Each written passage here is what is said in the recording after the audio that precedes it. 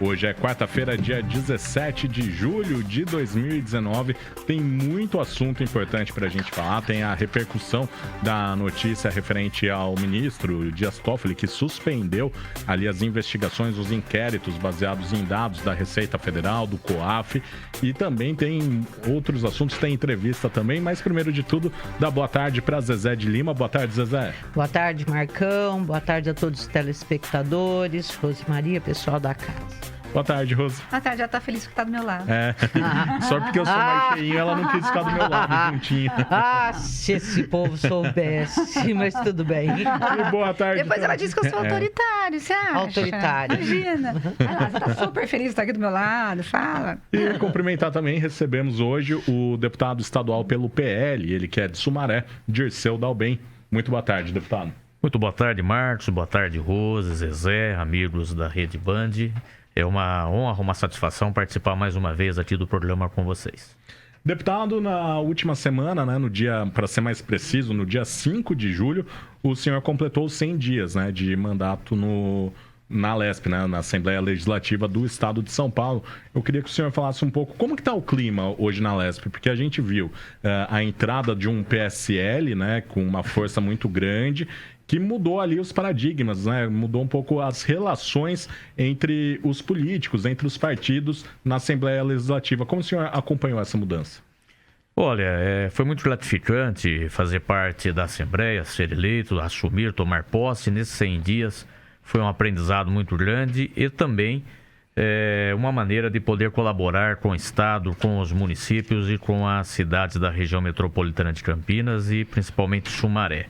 Realmente houve uma grande renovação ali na Lesp, na Assembleia Legislativa de São Paulo, e partidos que não tinham uma projeção tão grande eleitoral e nem tão pouco quadros ali na Assembleia Legislativa passaram a ter, e de modo muito atuante. Isso é muito bom para a democracia, bom para o Estado, e foi um momento em que acomodou um pouco a situação de ambos os lados, tanto um pouco mais à esquerda e à direita, foram muitos debates, mas no final é muito proveitoso para a democracia. Zezé de Lima. Bom, deputado, a gente teve agora, na semana passada, a votação da reforma da Previdência no governo federal e uma discussão imensa em torno da inclusão ou não de municípios e de estados também. Vai ter ainda uma segunda votação na Câmara. No Senado se fala em uma PEC paralela à PEC atual da Previdência para incluir estados e municípios, mas a possibilidade de passar ainda é uma incógnita. O senhor, enquanto prefeito que foi, enquanto legislador hoje, como que o senhor vê essa discussão da reforma da Previdência e principalmente em relação à Previdência de estados e municípios? Olha, é uma pergunta muito complexa, é uma situação que afeta a todos, mas é bom colocar, Zezé, que muitas vezes as pessoas confundem, e até alguns políticos confundem. Quando falam que haverá uma economia de 1 trilhão ou 900 bilhões de reais com a reforma da Previdência da maneira que está, no primeiro momento, Marcos, dá a impressão para nós, população, que esse dinheiro vai sobrar em caixa para a gente poder investir em saúde, educação, obras viárias. E, na verdade, isso aí não é uma sobra de caixa. Isso aí é uma economia que vai ter daqui para frente se a regra, a partir de agora, for aplicada para os novos casos de aposentadoria. Porque quem já está aposentado continua da mesma forma e quem está na regra de transição continua da mesma forma. Falar de previdência, falar de mexer na regra da aposentadoria é muito doloroso. Mas, infelizmente, nós estamos num momento no país já atrasado de que essas regras elas têm que ser modificadas até para garantir não só a previdência de quem já está com o direito agora, mas para quem no futuro vai adentrar o mercado de trabalho. E a mudança ocorrendo é daqui para frente. Então eu acredito que de alguma maneira, se não for incluída nessa reforma pelo Congresso Nacional, Zezé, tanto os municípios como o Estado vai ter que enfrentar isso mais cedo ou mais tarde. Eles conseguem, deputado, porque os prefeitos têm dito, junto com os governadores também, que eles, se é difícil para a União promover uma reforma, para os municípios é praticamente impossível, para os estados praticamente impossível, em função da resistência da população, aliás, da população não, vamos falar direito, do funcionalismo público, né?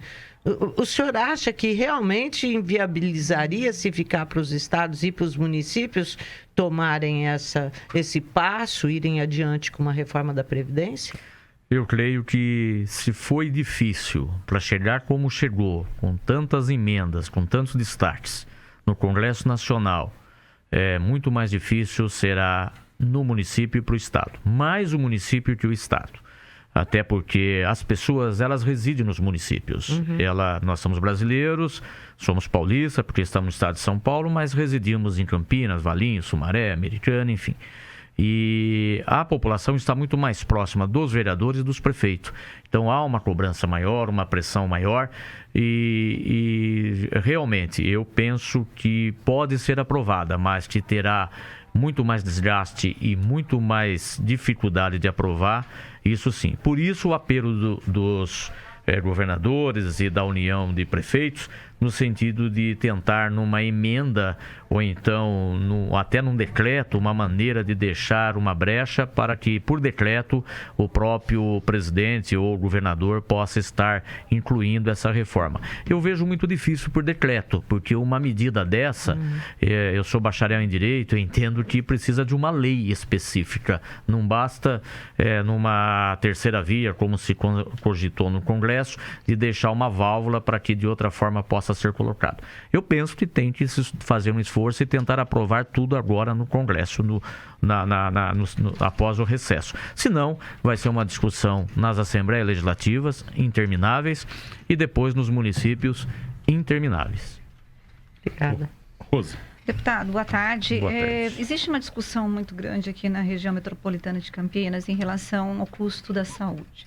E todos os prefeitos reclamam que você tem o sistema porta aberta, mas que o cidadão ele acaba indo buscar o atendimento em outra cidade quando ele não consegue na cidade de origem. E aí você tem a migração desses pacientes. Paulínia, por exemplo, recentemente acabou colocando um ônibus na frente, uma van, na verdade, na frente do hospital. Quando chega paciente de outra cidade, quando não é urgência, ele devolve esse paciente para o seu município de origem. Qual é a solução que poderia ter para que houvesse uma divisão desse custo paciente entre os prefeitos? É possível fazer uma parceria para que porque o prefeito fala é o seguinte: olha, a gente acaba atendendo no outro município, o custo está para a gente deixa de atender o paciente da nossa cidade. Qual que é a saída? Veja bem, Rose, o SUS é universal, é o atendimento para todo o Brasil, para todo o estado e para todos os municípios. Cada município ele recebe um valor pelo paciente que é atendido, não importa se é do município A, B e C. Nós temos aqui na nossa região uma migração muito grande realmente. Pacientes de Sumaré vêm para Campinas, vai para Paulínia, de Paulínia e de Campinas vai para Sumaré.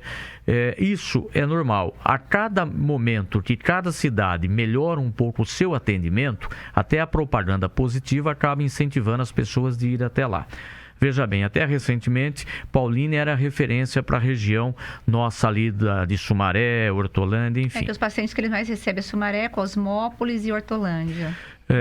Recentemente nós abrimos uma UPA na região do bairro do Matão e hoje nós atendemos 40% de pacientes de fora. E desses 40%, mais de 30% é de Paulínia, que é urgência e emergência. Porque melhorou o atendimento.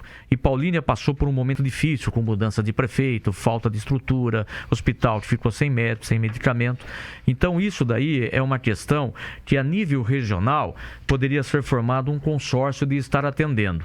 Mas, por outro lado, o município é indenizado pelo próprio sistema SUS, do Ministério da Saúde, dos repasses o valor é menor, né, prefeito? Do governo estadual, que é uma tabela defasada, que não atende, que os municípios sofrem e todos os municípios sofrem com esse tipo de migração. Um mais, outro menos. Nós temos um hospital em Sumaré, estadual, que é o hospital que atende pelo estado a toda a região.